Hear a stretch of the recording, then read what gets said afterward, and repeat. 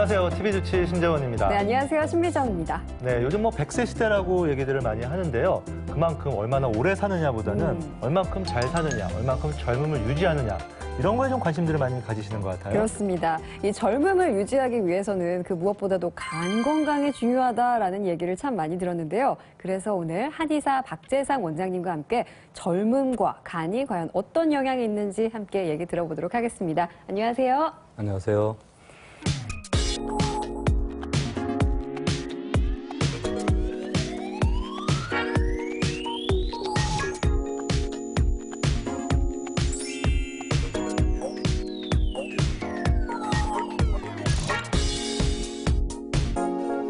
네, 간은 주로 해독작용이 있다 이런 얘기를 많이 들었는데요. 그렇죠. 간이 건강한 거랑 젊음이랑 어떤 연관이 있는 건가요?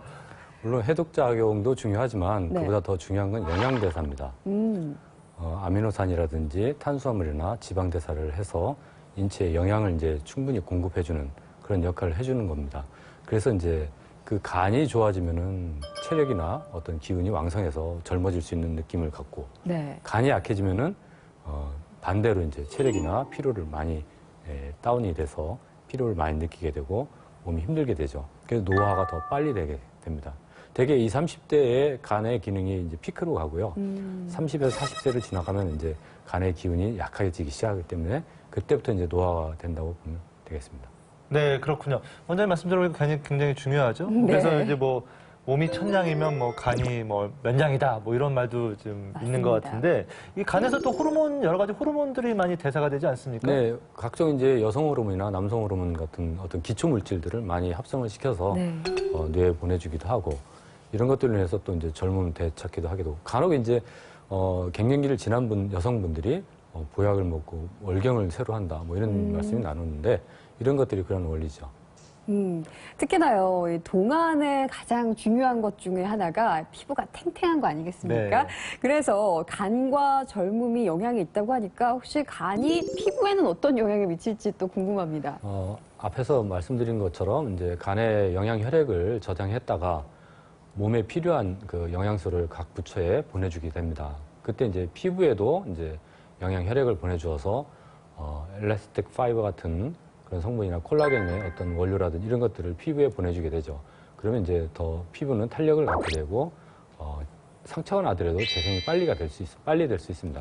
그래서 피부 탄력과 간과도 이제 관련이 있고 간이 약해지면은 이제 얼굴 주름이라든지 다크서클이라든지 이런 것들이 더 생기게 되기도 하죠. 네, 그렇군요. 뭐 간이 피부에 굉장히 그 영향을 많이 미치는 그런 장기인 것 같아요. 그리고 또 하나, 노화의 대표적인 증상이 바로 시력 저하잖아요. 시력 그렇죠. 저하. 요것도 간과 영향이 있을까요? 네, 그 한의학에서는 이제 눈과 간의 어떤 그 상통을 얘기해 주는데 간의 기운이 이제 나타나는 곳이 눈이라고 봅니다. 그래서 이제 인체에서는 에너지를 제일 많이 사용하는 데가 뇌와 눈입니다. 오. 눈을 뜨고 나서 계속 사용하는 게 눈이거든요. 생각은 잠시 멈출 수는 있는데 눈은 멈추질 않습니다. 그래서 그러네요. 에너지를 제일 많이 사용하게 됩니다.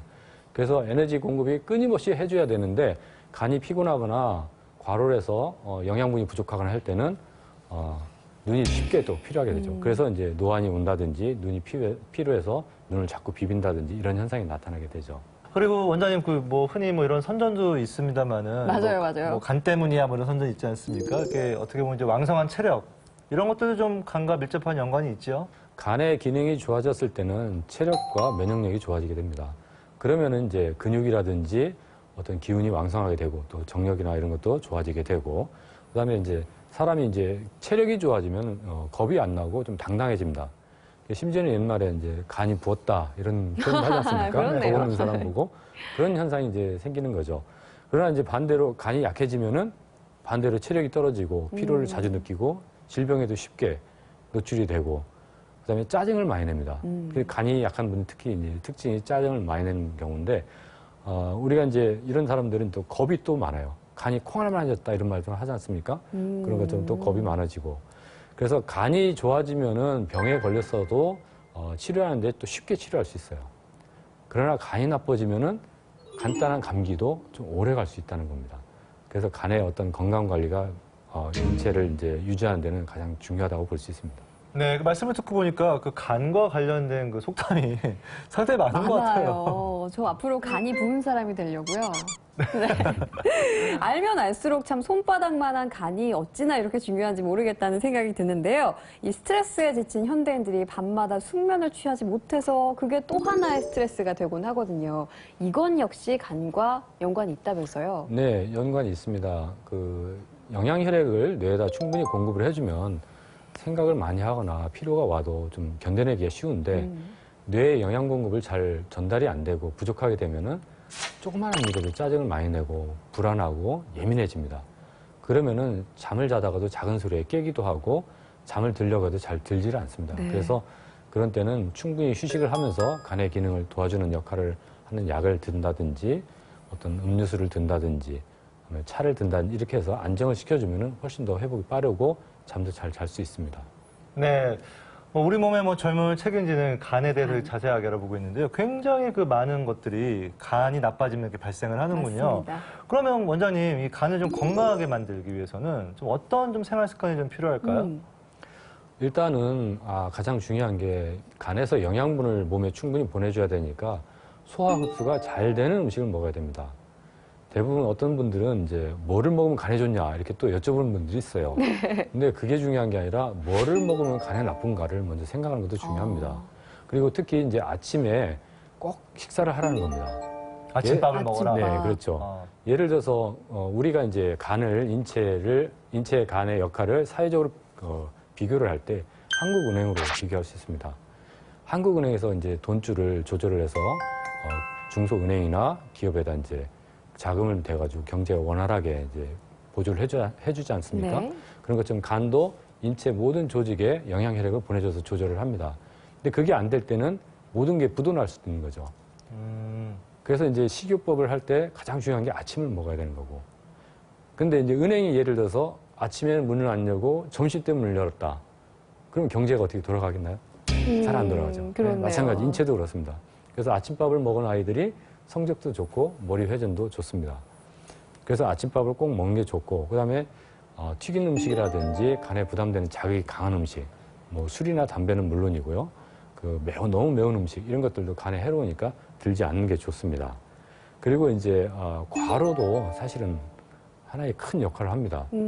과로나 과식이나 어떤 여러 가지들이 이제 하겠지만은 과로를 하게 되면 간이 피곤하면 식욕이 또 올라오질 않고 소화가 또 잘 안 됩니다.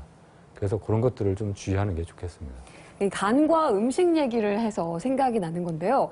이 술을 먹고 다음 날 헛개나무가 네. 들어간 그런 음료들 많이 찾곤 하거든요. 뭐 제 얘기는 아니지만 네. 이런 게 실제로 좀 도움이 될까요? 네, 그 논문에 의하면 헛개나무의 추출액이 어떤 알코올 대사의 활성화를 일으킨다고 해서 도움을 준다고 나와 있고요. 한약재 중에는 그런 약들이 이제 있는데 산수유나 구기자 이런 것들, 그다음에 오미자차 이런 것들이 도움을 줄 수 있습니다. 근데 이런 것들을 너무 맹신해가지고 많이 먹으면 오히려 소화가 안 되는 분들은 좀 부담이 되고요. 소화가 안 되는 분들은 좀 묽게 드신다든지 마차 같은 거를 이제 겸해서 병행해서 드신다든지 하면은 훨씬 더 도움이 됩니다. 네, 그 숙취에는 좀 도움이 되는 걸로 저도 알고 있는데 숙취 말고 그 간 기능 자체도 조금 도움이 되는 건가요? 그런 헛개나 이런 것들이? 그렇죠. 약간씩은 이제 도움은 다 돼 있는데 이제 그 중에서는 오미자차가 더 효과적일 수 있고요. 오미자 추출물 중에서는 이제 비형 간염 치료하는 그런 백신도 개발이 되어 있습니다. 네, 그렇군요. 그리고 요즘에 이제 그 영양제들을 굉장히 또 많이 드시더라고요. 또 간에 좋다는 영양제나 이런 것들이 좀 맞습니다. 시중에 많이 또 뭐 선전도 있고 많이 네. 팔리는데 그런 게 실제로 좀 도움이 됩니까, 그게? 종합 비타민 같은 경우는 일시적인 도움은 됩니다. 그러나 이제 장기적일 때는 간이 자기 일을 안 할 수가 있어요. 예를 들어서 이제 자식한테 놀고 있는 자식한테 용돈을 충분히 계속 주게 되면은 자식이 일을 할까요, 안 할까요? 안 하겠죠. 네. 마찬가지입니다. 인체에도 필요한 영양소를 바깥에서 많이 넣어주면은 간이 일을 안 할 수 있습니다. 할 수 있는 기회를 잃어버리는 거죠. 그래서 그런 것들은 일시적으로 피곤하거나 힘들 때는 좀 드시는 건 좋은데 너무 장기적으로 드실 때는 좋지는 않습니다. 대사의 기능이 오히려 떨어지게 되죠. 제가 또 어디서 주워 들은 건 있어가지고 간에 좋다고 해서 밀크시스를 꼭 챙겨 먹었었는데 이게 그렇게 좋은 것만은 아니었군요. 또 제가 얼핏 듣기로는요, 간이 나쁘면 비만을 유발할 수도 있다. 라고 들었거든요. 얼핏 들은 게 굉장히 많으시네요. 제가 좀 주워들은 게 많습니다. 네. 이건 맞나요? 네, 이제 간의 주요 대사 중에서 이제 단백질이나 지방 대사가 당 대사 이런 것들이 있는데 그 중에서 이제 비만하면 콜레스테롤이라든지 중성지방, 체지방 연상하지 않습니까? 네. 그 대사를 다 간이 합니다. 그렇기 때문에 비만하면 밀접한 관계가 있고, 그리고 간이 약하면은 그런 충분한 지방 대사가 안 되기 때문에 체지방으로 누적을 시켜버립니다. 또 간 자체에도 지방이 껴서 지방간을 일으키기도 하죠. 그래서 비만에는 간 기능을 관리하는 게 첫째고, 또 그렇게 지방이 누적될 수 있는 음식물, 튀긴 음식이라든지 기름에 볶은 음식이라든지 그런 것들을 과다하게 먹는 거 꼭 절제를 해야 됩니다. 그렇게 해서 간의 기능을 활성화시켜주고 충분히 도와주면은 비만도 서서히 탈출할 수가 있습니다. 네, 저 같은 경우 이제 지방간 환자를 만나게 되면 네. 이렇게 술을 끊고 그리고 술 드시는 경우에는 그리고 운동을 좀 열심히 하라고 이렇게 권고를 하는데 한의학에서는 좀 뭐 좀 다른가요? 지방간 같은 경우는 운동이 이제 사실은 좋죠. 운동도 좋고, 물론 이제 밖에서 들어오는 지방을 충분히 차단을 하는 게 우선이라고 봅니다. 그래서 속에 있는 지방을 쓸 수 있는 시간을 좀 기다려주는 거죠. 예를 들어서, 가끔 탄광에 갱도에 갇힌 분들 있지 않습니까? 그렇죠. 네. 그런 분들은 이렇게 살이 쪘던 분들도 한 일주일, 10일 지나면 빼짝 말라오지 않습니까? 네. 그러니까 우리가 밖에서 들어온 지방을 차단하면은 속에 있는 지방을 좀 갖다 쓰게 됩니다. 그렇군요. 예, 그래서 밖에서 들어오는 지방을 좀 차단을 해주는 게 좋고, 거기에 더불어서 이제 운동요법이나 이런 걸 같이 하면은 피부 탄력도 같이 좋아지죠. 네, 간은 뭐 흔히 침묵의 장기라고 합니다. 그만큼 간이 어느 정도 망가져도 이렇게 증상을 잘 안 일으키기 때문인데요. 간 건강에 꼭 유념하시기 바랍니다. 오늘 도움 말씀 주신 박재상 원장님 감사드립니다. 간이 건강해야 젊음도 유지하고 건강하게 살 수 있다는 점 꼭 기억하시기 바랍니다. 남은 하루도 건강하게 지내시고요. 저희 함께 마무리 인사할까요? 네, 생활의 활력 건강으로 찾으세요.